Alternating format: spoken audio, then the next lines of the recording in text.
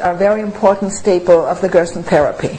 Potatoes are an extremely valuable, healthful food. They're high in proteins, they're high in B vitamins, they're in C vitamins, they're high in potassium. They're extremely important and valuable. And Dr. Gerson was very insistent on having the patients have potatoes with lunch as well as supper. But if they're only and always baked potatoes, the patients do get tired of them, especially during the first 6 or 8 weeks when they can't have yogurt or anything to put on them. They sometimes use soup, or they can use this tomato sauce, but it's a little bit monotonous. So we'd like to suggest other ways also of cooking potatoes. One of those ways is simply to boil them in their jackets. And of course, those are particularly delicious, boiled in the jackets when they are the fresh young potatoes of spring and early summer. They are very, very nice boiled in their jackets. Please do not peel them and boil them in water. You boil out most of the potassium and the nutrients. Even if you then throw that water into the soup and say, well, I'll save it. Once it's boiled out, it is no longer as easily absorbed. It is not the same, so please don't do that. But in answer to this gentleman who told me he couldn't look another potato in the eye, I talked to him and wrote him about potato puffs. Now we use a potato and slice it into very thin slices, 1/4 inch or less. These happen to be the yellowfin potatoes. And again, you can use most any potato, organic, that hits your fancy or that happens to be available in the market. Now the yellowfins are especially nice potatoes. You can cut them in little rounds, or you can cut them in larger pieces, whichever way they best fit into your little toaster oven or into your oven. Now, the key to these is to cut them quite thin, put them in the oven, and let them bake, and they puff up, and they're almost as puffy and crispy as French fries. They are easily made, they're quickly done. If you're late getting your potato in the oven, just slice it up like that and put it, if you have, for your patient only, in a toaster oven. It takes a little space because they have to lie flat. If you want to make it for the whole family, then slice up 5 or 6 potatoes. The kids love it. And it's quickly and easily made. Now let me show you what we do. It's quite simple. Here's my toaster oven. You take out the little rack, and you simply spread these slices into your rack. And put them in your oven and turn up your heat to approximately 350. At 350 you leave them alone, and you will see very quickly they'll puff up, they're brown, they're crispy, they're delicious, and they're quickly made. So that's one variation on the baked potato. But remember, potatoes are very important. They need to be given as much as possible. As you know from the book, again, Dr. Gerson allowed rice once a week. Brown rice, of course, organic. You can mix brown rice and wild rice. And you can have sweet potatoes once a week. As far as sweet potatoes are concerned, they're not true potatoes. But for variation, again, Dr. Gerson allowed it. But remember how important the potatoes are, and find interesting and different ways to prepare them. One other thing you can do is you can slice your potatoes, put a layer of onions in a baking dish, that goes in the oven glass dish. Put a layer of onions on the bottom, a layer of potatoes, cover it with a layer of sliced tomatoes, another onion, potatoes, and tomatoes with onions on top. And put it in the oven and slowly bake it, and let the onions brown, and it'll be a very nice baked dish. A little different. You can do that with various vegetables, especially with the squash type vegetables. They bake very nicely. You can do it with or what do they call, the banana squashes, and you can do it also. Now, I don't know if you'll find those everywhere in the United States, but in this part of the country, in Southern California, you have what is called spaghetti squash. It looks like any squash. You cut it in half, it's opened up, you take out the pits, and you bake it. It takes quite a while to bake, over an hour. But when it's done, it falls apart. It's like spaghetti. And it's very delicious. And there you can also very nicely use the tomato sauce, which we just made. Then you have actually a vegetable spaghetti with tomato sauce.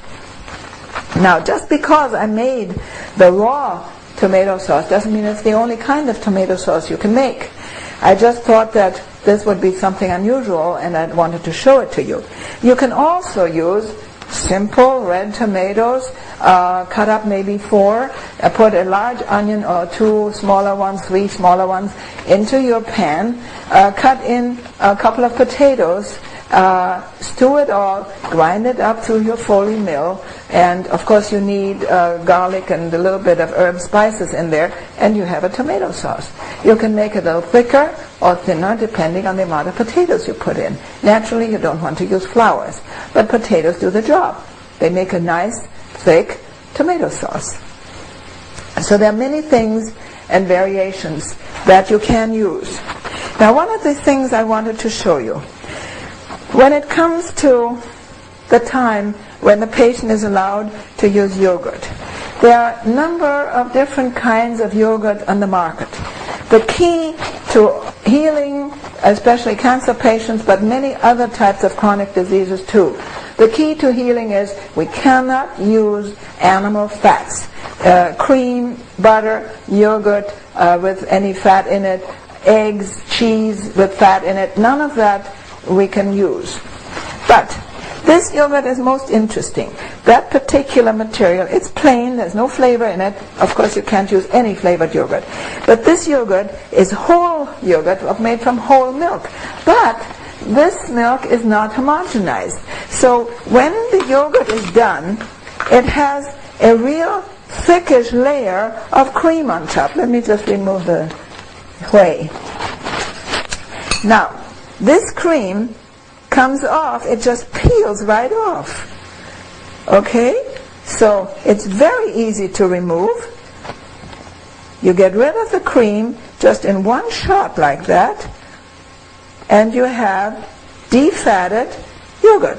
Now this happens to be a very nice culture. It's a nice, mild culture. There are other yogurts available that come non-fat. I think Altadena makes one, Continental makes one, and I believe also Dannon now makes one that is non-fat. Those are fine. Some of them you'll try and find that they're more sour than others. It depends on your taste. I prefer the milder culture in this brown cow yogurt. So if you want to buy it and simply get rid of the cream, you have perfectly good defatted, non-fat as it should be, and properly cultured milk for your patient. As you know, the patients are not to get plain, even skim milk, and it should be pre-digested through the action of the fermentation of the yogurt culture. But it always has to be defatted. And this yogurt is only one kind that you can use. I happen to like it, and it may not be available in every part of the country. So you find your own, but be sure it's plain, unflavored, and totally defatted. Non-fat, not low-fat. Low-fat sometimes has 1 or 2% butterfat. That's not acceptable. It has to be non-fat. I will also show you a little later how to do the cottage cheese from the raw skim milk that we are very fortunate to have here in California. In other parts of the country that may not be as easy, but this is also a very good way of presenting the raw cottage cheese. I think that's, oh no, now we want to show you the freshly prepared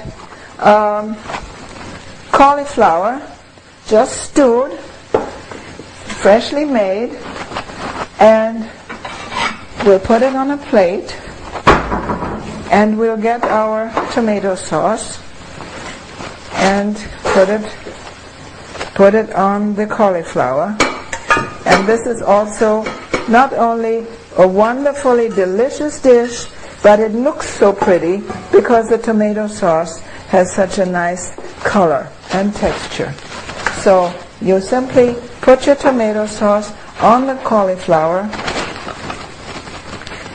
It pours on nice and thick, and it is delicious.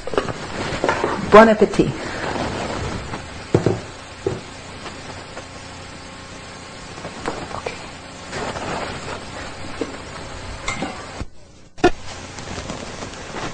There are a number of things I need to also tell you about vegetables that I cannot immediately demonstrate.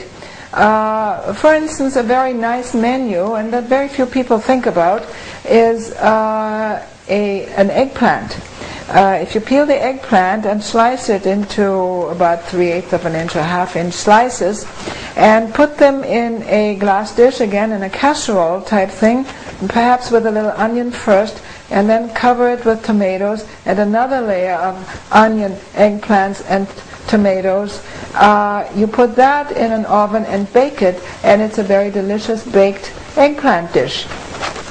Of course, you can't fry anything, but it is very good this way. And then I want to warn you a little bit about mixing vegetables. For instance, one day you see beautiful peas, you have carrots in with the same pot, you put also perhaps corn in the same pot and lima beans, and you serve that as one dish. Now, the problem with that is it tastes pretty much all the same in one mix of flavors. And when you are supposed to serve two vegetables, lunch and dinner, if you put them all in one pot, then you have nothing new to serve for the next meal. So I find it unwise, except perhaps as a certain exception. Maybe corn and lima beans or succotash might be a nice dish for a change. But if you mix vegetables and put a whole bunch of them together, they all taste alike, and then you have no new vegetable to serve for the next meal or day or two, because you've used up your variety. So I avoid mixing vegetables. Maybe carrots and peas sometimes is a nice thing, but peas alone are delicious, and carrots alone are delicious. So avoid putting a whole lot of vegetables in one pot. Another thing I'd like to warn you about, we have been asked many, many times to provide patients with recipes, and we have collected some recipes for them for their interest in